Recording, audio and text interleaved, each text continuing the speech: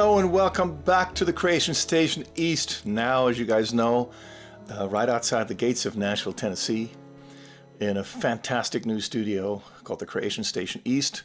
I'm so happy to be back, and I'm going to not talk very much. I'm just going to give you a soundbite right off the get-go of a new project that my longtime friend and client, Gary Brumburgh, a wonderful jazz vocalist here in the city of Nashville, had asked me to orchestrate for him. And I'm truly honored that Gary made it possible for us to really take time and hone in on this arrangement and give it the ultimate TLC you could give an orchestration. And I think we went quite far with it. So I'm going to play just a little bit, okay? So here's the intro.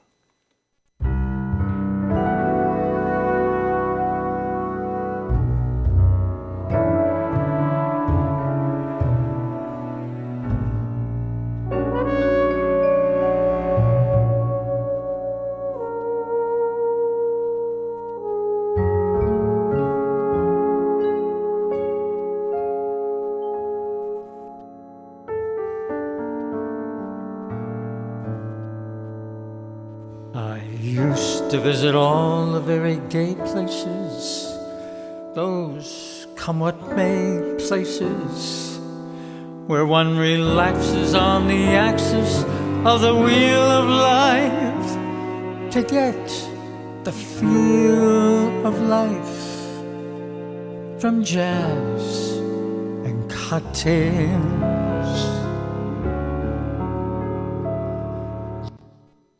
So I'm not going to go much past that, and I'm going to play this whole opening for you once again without the vocal. As much as we love Gary's vocal, it's going to come back later.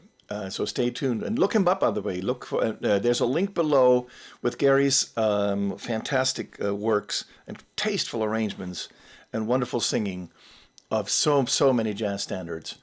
Really prolific work. I'm just so blessed to work with him and call him my friend. Here's one more time the intro. Look at the lower, darker, intense colors, these chocolatey colors that brass brings in when it kind of collaborates with string sections. And there's bass clarinets, the ultra-low horns are in there. I'll show you all the sounds that are embodied. This is going to be an intense, long chapter to cover this entire song. It's a 7-minute version. You can hear it full length on Gary's Spotify link that I'm attaching in the description. So throw that in there. So, and while we're at it, please give the video a like if you find this helpful and useful and inspiring, and may it help you orchestrate something that sounds like a dream come true, because this certainly sounds like it for me. Let's begin with the intro one more time, just instrumental only. Look what's going on.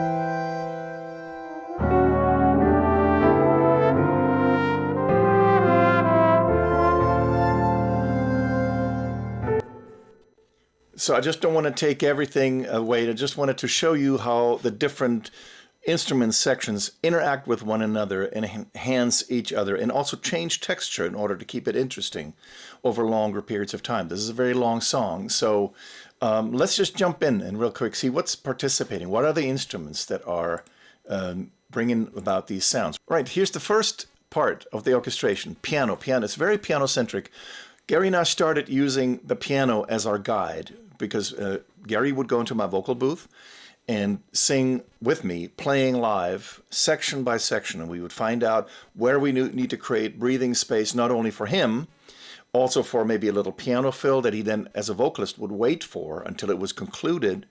But then also to consider that the orchestral breathing space is sometimes larger than if it were just played by piano and vocal only. So there were larger spaces that we discovered. We opened up more and more and more spaces. But once again, here's the piano itself, and it's got some processing on it. I'll show you what it is.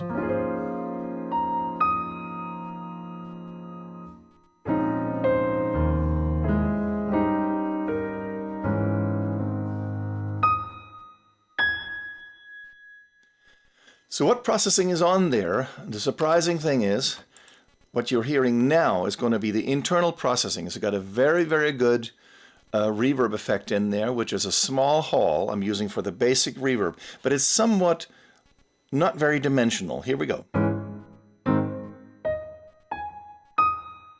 So I would say I would call it just a room ambience that throws just a few reflections around the room, but doesn't create a deeper reverb. The deeper reverb here that I'm now turning back on again comes from the stock room, the stock Teldex room inside of Altiverb. One of the best emulations for anything concerning piano in most styles, especially if it's supposed to be orchestral. I have like a very wide atmosphere, is to me the Teldex room in Altiverb. It's used in combination with the internal reverb of Pianotech. So both of those together, look what they sound like now.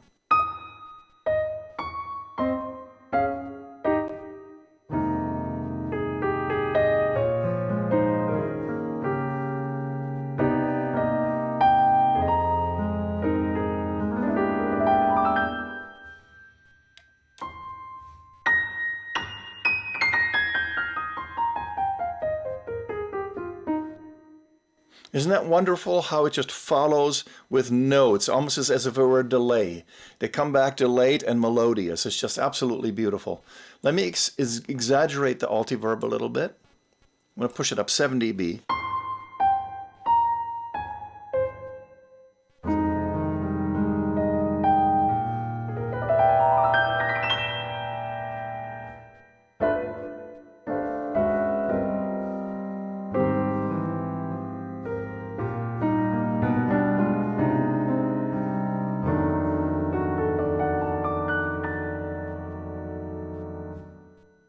That's the Altiverb, but we're going to come back down to a reasonable level which fits this production.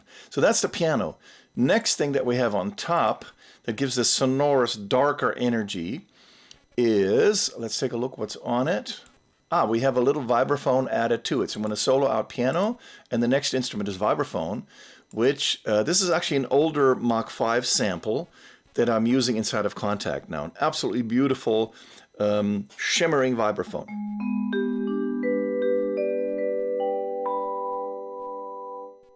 Great dynamics also.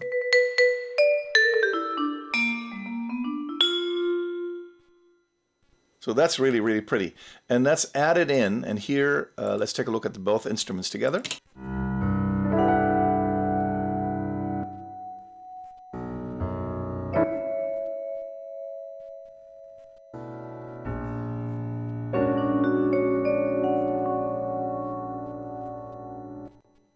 And you see, it depends on what you do with the sounds that makes them actually intersect and become one. Because this sounds like, if I take the vibraphone out, it sounds like the upper extension is now missing.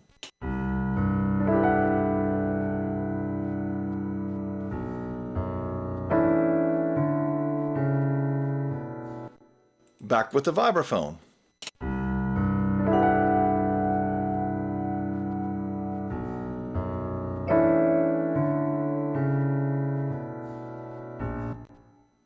Isn't that just lovely how it opens it up? The piano cannot do this kind of particular sound image. But I saw Johnny Mandel using a lot of vibraphone in combination with some of the core instruments, and I absolutely loved it. So, of course, I had to steal the idea, and now I'm bringing it to you in another configuration. So, we know now the vibraphone was added. What else was added? Oh, a harp. Let's look at the harp.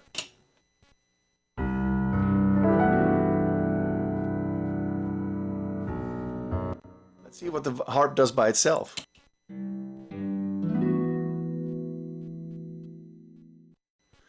So that's a darker, deeper, tucked back color, but it does something to the sound of the piano. It just gives it some backbone somehow.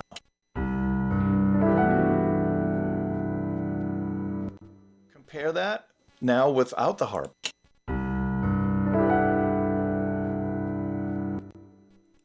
Harp back in.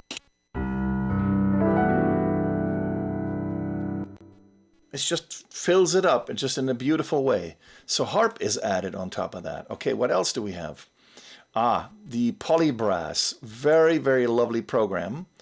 I'll show you where it comes from here. And first of all, the sound.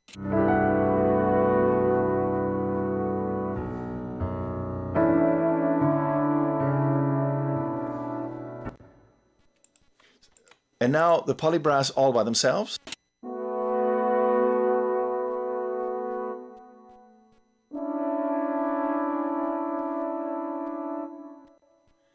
And you can see that the chord configurations, like there's 2 notes, and then about a 5th up is another note. The next time around, it's 3 notes just clustered together. And what it just does something to the core of the chord when you have that in combination with the piano. I'm going to turn the piano back on and the harp. And then there's another element, which is a lower cello register from LASS 2, LA scoring strings 2. And a tenor trombone. And it's almost it. Actually, well, there's still some alto flute. I want to talk about this in a second. I'm not going to turn that on just yet. Here we go.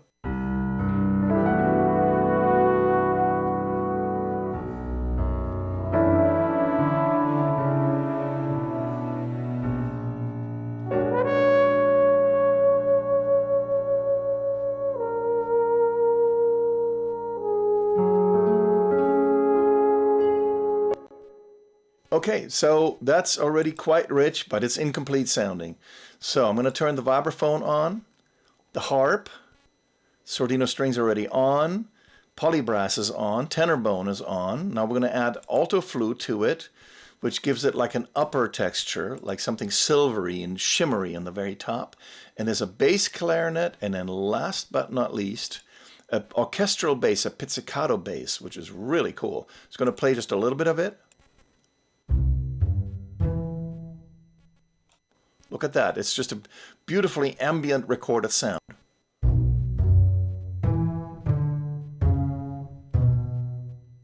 Actually, it does sound like a group of more than one pizzicato bass.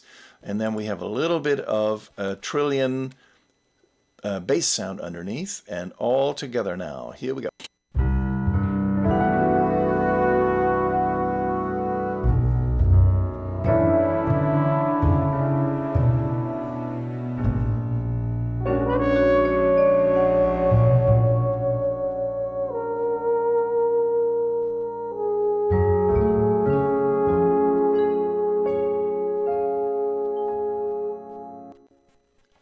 So that's all the elements playing together. And you can see there's quite a bunch of them, right? The way they're intersecting with one another. It's not over-orchestrated, at least not in a sonic sense.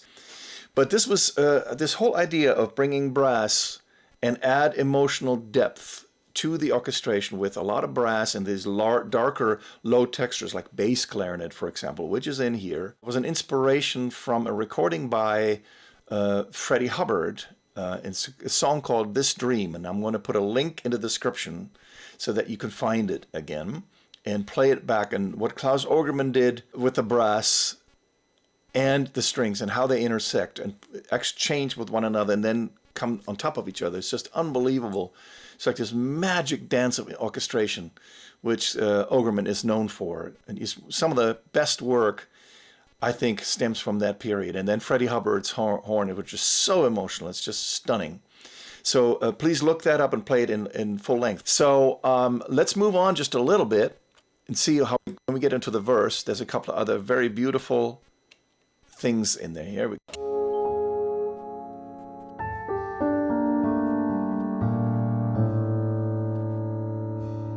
I used to visit all the very gay places, those come what may places, where one relaxes on the axis of the wheel of life to get the feel of life from jazz and cocktails.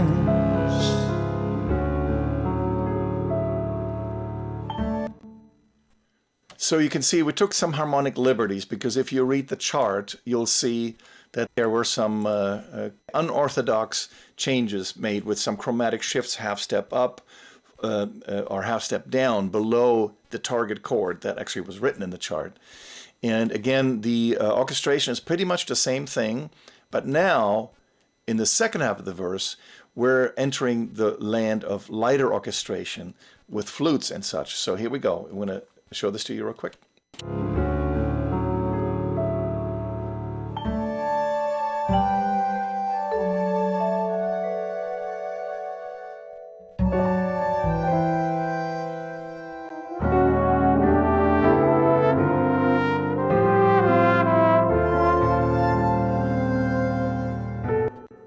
See that the only thing that's now coming from strings is a little bit of cello.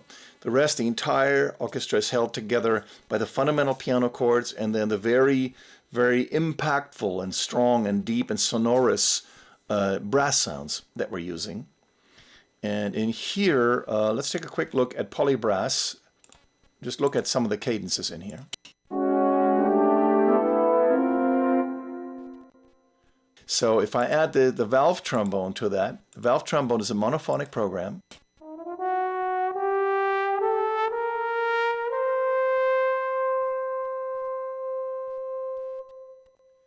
Do you hear that there are some pitch instabilities at the very end? They're going to, the pitch is changing, and that's all programmed. This is a remarkable program called the trombone from Sedlacek, which responds with pitch changes to volume changes. And you can see that there's a whole bunch of volume changes right in here that I played with my volume pedal using controller 11 that lead to this pitch shifting between going slightly sharp and slightly flat. Look at this.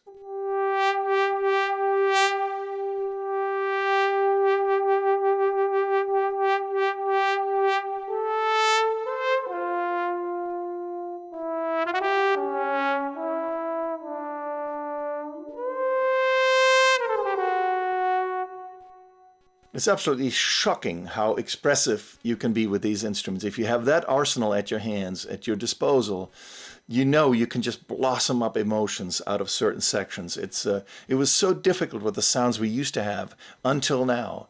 It's just absolutely stunning what this program called the trombone, which is, I don't know if it's even still in distribution, but I have found nothing better than this particular program. So now we're going to add the valve trombone to the polybrass section here, which were played like in fours. Let's see what happens.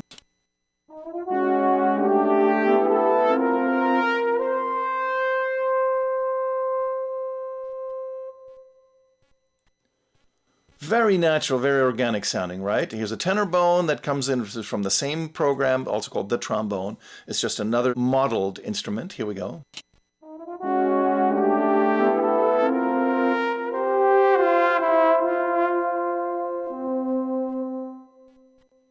And as far as I remember, I even used some deliberate pitch detuning.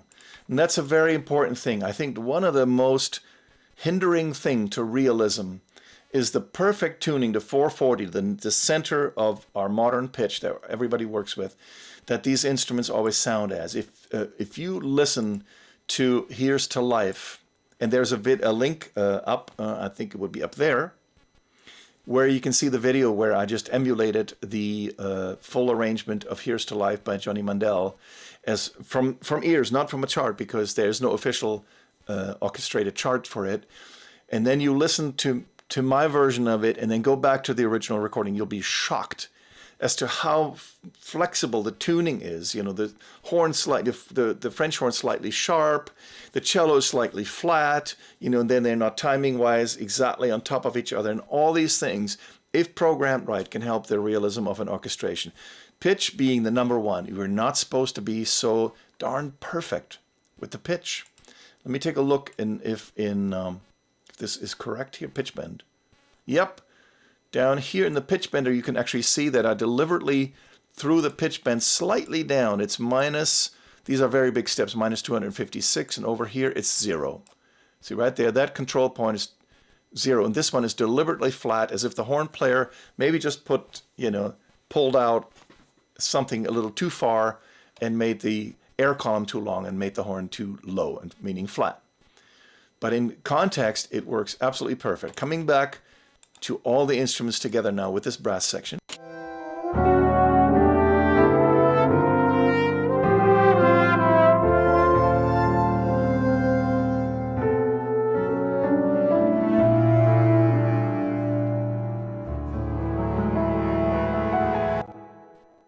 So that's really adorable, and there's this other color come in here.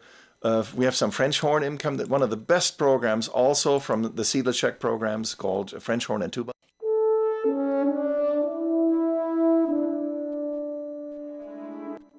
I just can't help myself. I'm going to have to show you a little bit of how this French horn reacts to volume pedal and the legato techniques here. I'm going to show it to you real quick.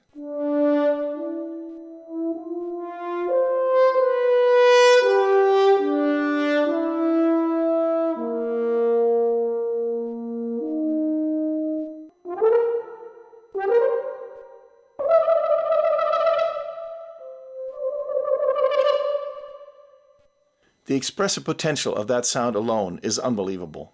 It's like a very, very well recorded and engineered French horn. Actually, it's a group of them, because in the program they find out where they're coming from. One French horn on the left channel and the other one pointed to slightly the right channel, but it gives the weight of the appearance of this sound just a slightly bit more left of center.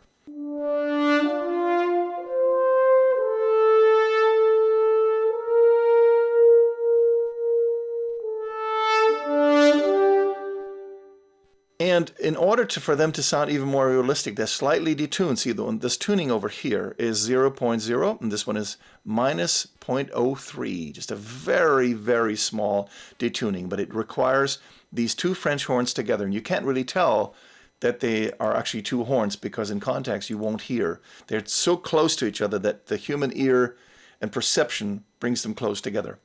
Okay, let's go back into that section one more time from here on.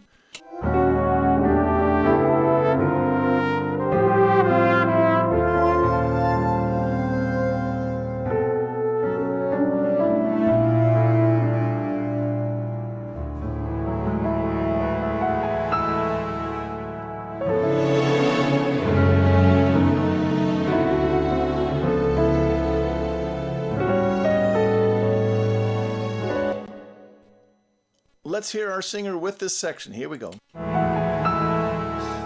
Then you came along with your siren song to tempt me to madness. I thought for a while that your poignant smile was tinged with a sadness of a great love for me. Ah, yes, I was wrong. Don't you like that stop? Oh yes, and all the instrument stops, and you hear the room just carry the reverb information of all the instrumental contributions out into the room. Here we go, one more time, that same section.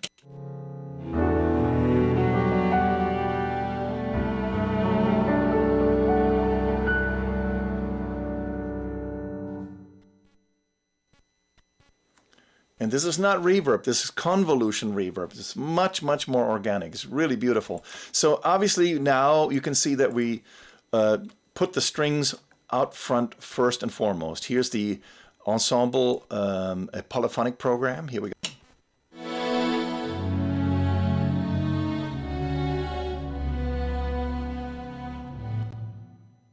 That in itself sounds incomplete, but now I took the top line of what I improvised with both of my hands. That's why I need to use a volume pedal, by the way. You cannot do this when your left hand is tied to a slider. I strongly recommend you try to get used to breathing as if, you were breathing for oxygen.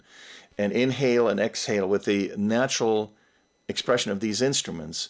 So this was played with two hands, a chord on the left and a right hand melody, and just doubled the right hand melody with a legato sound, and this is the legato sordino, and that's what it's doing over here.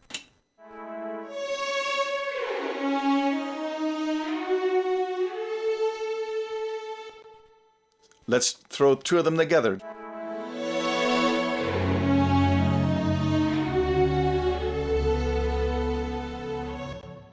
For some reason, and I don't remember why, but I added this with another string patch to the whole shebang here. Aha, I doubled the viola, which means the third below, also in legato.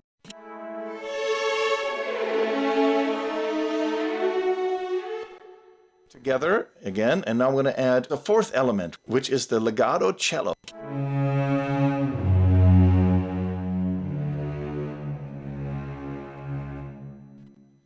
And I know I'm using the word legato. To me, it just means like a record connected from note to note, because they were recorded that way. And you can see the cello, that glissando is recorded. And LA Scoring Strings 2, which are still my favorite library of all times, these legatos, these slurs and glissandos and slides have been recorded in several different speeds. So they can be very fast or like very lazy like this one. And if you exaggerate them a little bit and put them on top of a non-legato sound, which is this chordal stuff here, where there's no connection between the notes, only that they are played sequentially, but there's no connection between them. Now let's hear all four of them. This is an absolute essential part how I get my strings to speak like the way they do. Here it is.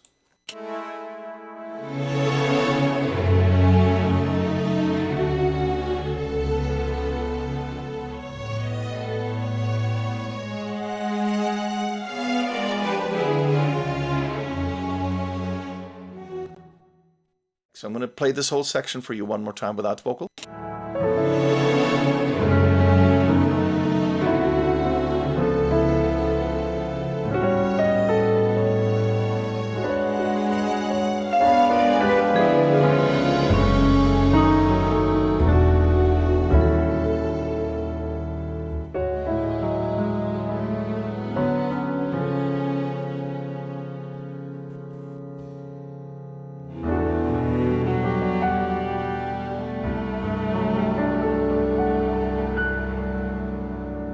Yes, I was wrong again. I was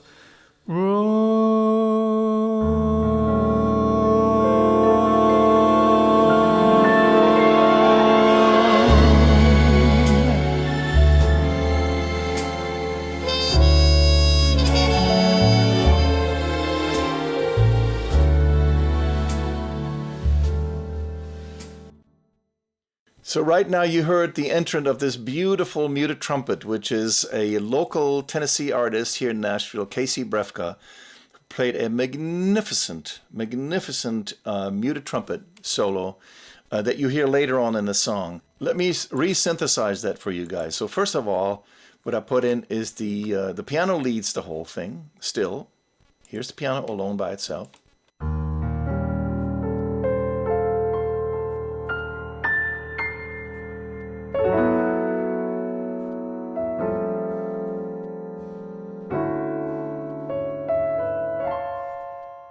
Okay, next up, vibraphone is on there. Here we go.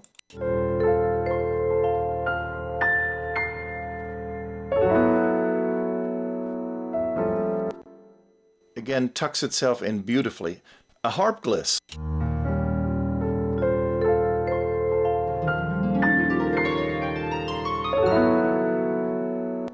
And the tricky thing about the harp glisses is that you have to be able to apply them to the chord that's being played in the moment. And that was not just a simple major or seventh chord. That I forgot what that was, but it was not easy. So I'm going to just play it for you soloed out.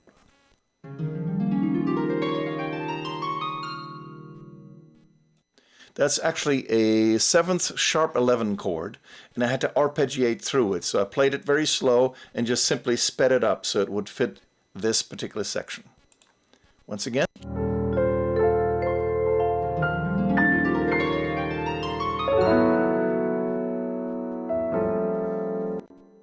There's more. Sordina Ensemble is in now.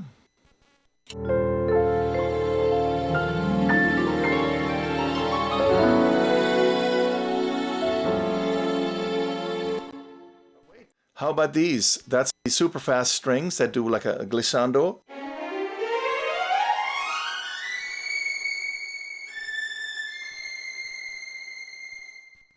And they're beautifully out of tune on top, which I really like. What else is below that? We have a cello.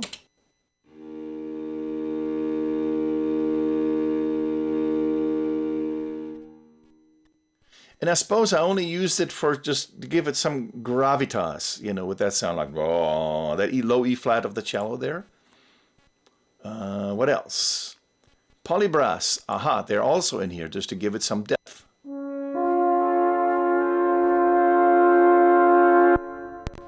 Let's add the valve trombone to it.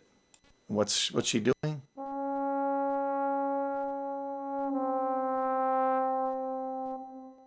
What else is down here?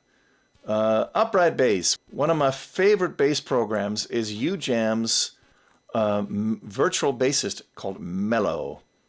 And that has some just fantastic features in it.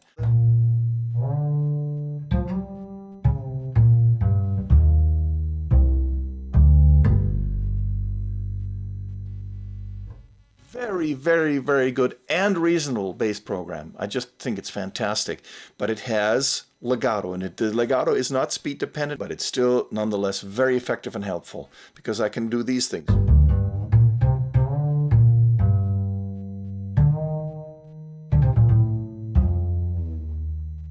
Here. Beautiful sound also as it slides from note to note. That is the secret behind the bass sound in this recording. Let me shut it down for you guys so we can put it back in context. Before I forget, of course, there is a brush loop from Stylus called Brush Artistry that's doing the main rhythm and a cymbal effect.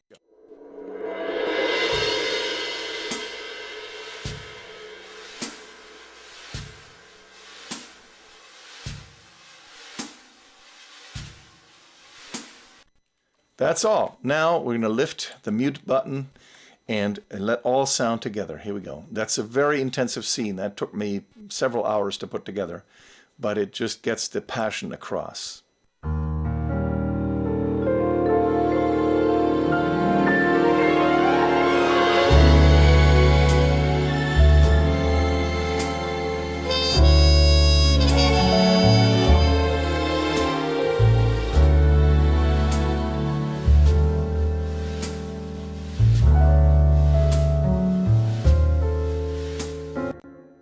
Now you guys basically heard the entire orchestral involvement. Those of you who've heard Lush live before, I think you'll appreciate this ending here. Let's take a look. Of those whose lives are lonely,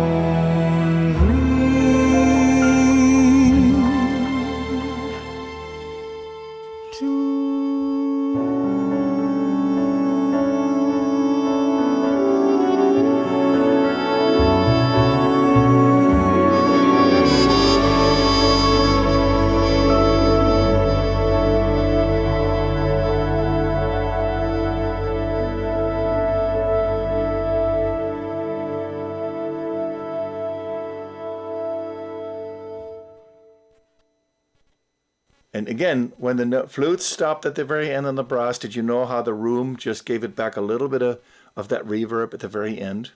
And I actually enhanced it over here. You can see that I've feathered up the reverb, the automation.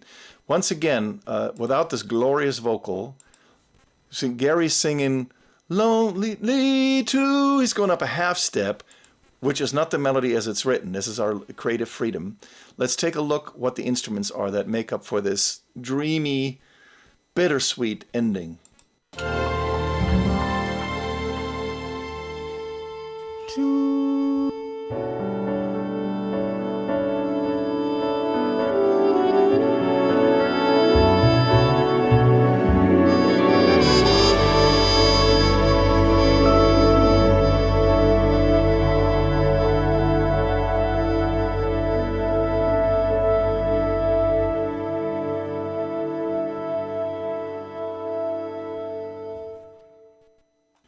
this I have to break down for you guys, so section by section. Here we go. Piano first.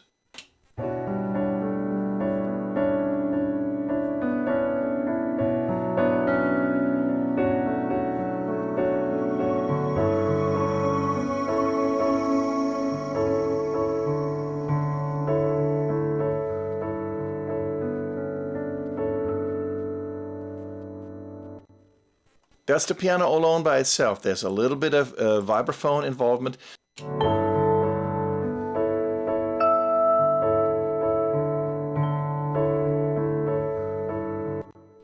Again, one organic unit, vibraphone and piano, amazing.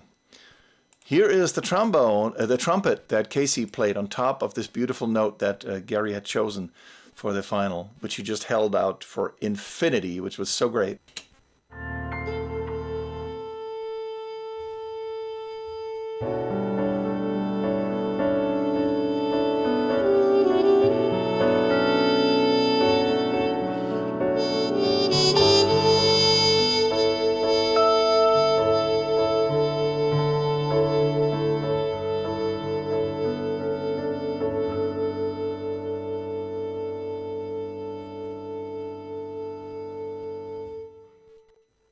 Oh my God, this guy's must be circular breathing or something. Both Gary and him have this amazing ability, sing notes so beautifully and long.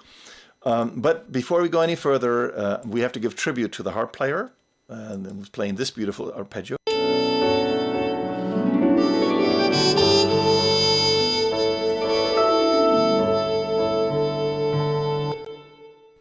An upward glissando and a downward glissando. What else is in here? Aha, polybrass.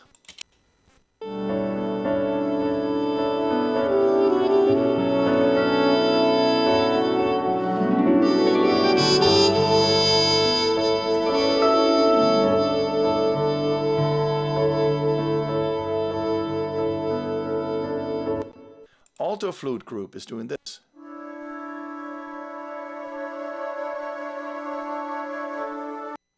By the way, did you notice how the sound was still at first and then came alive with some vibrato? That's all volume. That's character change because the program was provided that way. It had, you know, the legato sound, the still sound in it, and when you pushed up the volume or the modulation wheel, the vibrato sound would come in. Very, very helpful. Then we have bass flute. Bass flute's also in there.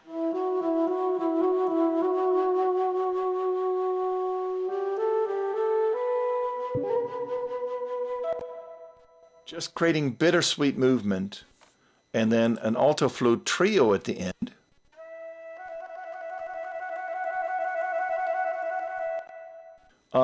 Upright bass. Hang on. Upright bass is doing a little quote, musical quote. And then the final bass is done by a synth bass, which has a very long-lasting sound. Here we go.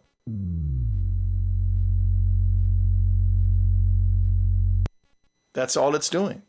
And I think besides a big, there's a pad, Omni pad from Omnisphere in here.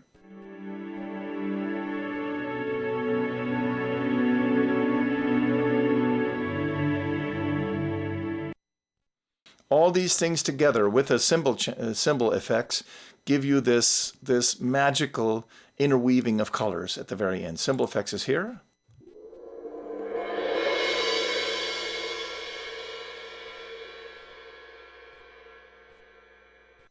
There you go. Let me play it for you once again. One more time without lead vocal.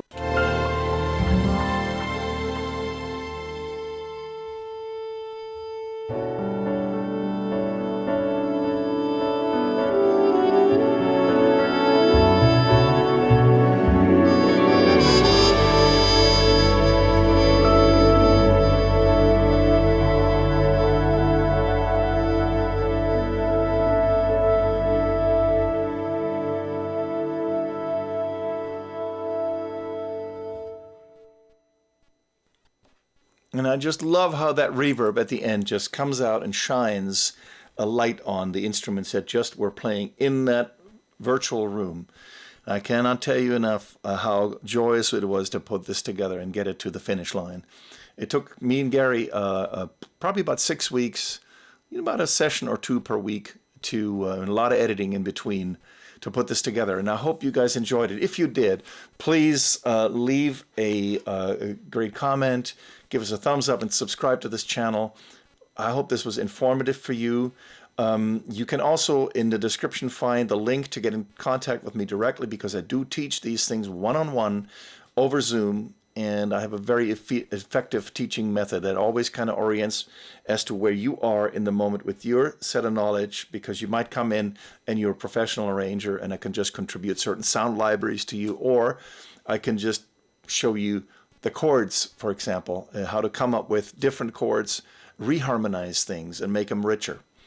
And then also to how to layer these instruments atop on one another, that they actually sound that they were played by a big section, because the liveliness of this recording, as you can hear when you hear it per the Spotify link, which I'm providing in the description below, you'll see it'll take a little while to learn how to throw these things together, almost like a wedding cake. You build it layer by layer by layer, and it should get more delicious as you build up that layer cake of music, if I may use that analogy for this time being.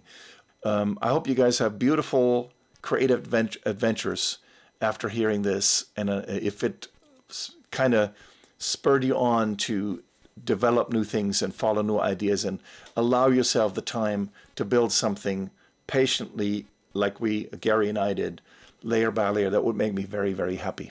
Okay, so please subscribe, give a thumbs up if you will, and look me up in the contact information below. This is Stephan Oberhoff, happily signing out from the Creation Station East. Peace and be creative. Thank you.